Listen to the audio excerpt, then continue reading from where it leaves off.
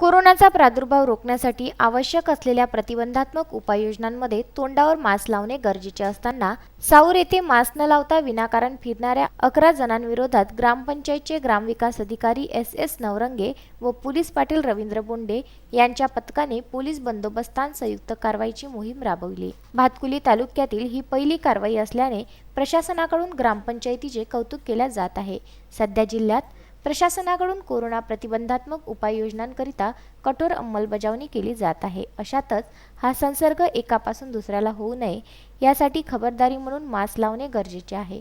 तसे आदेश देखील प्रशासनाकडून देण्यात आले आहे। पोलीस पाटील व ग्रामसेवक यांच्या संयुक्त विद्यमाने भातकुली तालुक्यातील साऊर ग्रामपंचायतीमध्ये मास्क न लावण्याविरोधात कारवाईची मोहीम पोलीस पाटील व ग्रामसेवक यांच्या संयुक्त विद्यमाने राबविण्यात आली आहे। पोलीस बंदोबस्तात या पथकाने दिवसभर 11 जणांविरोधात कारवाई केली। त्यांना प्रत्येकी 200 रुपये असा 2200 रुपये दंड नागरिकांकडून आकारण्यात आला।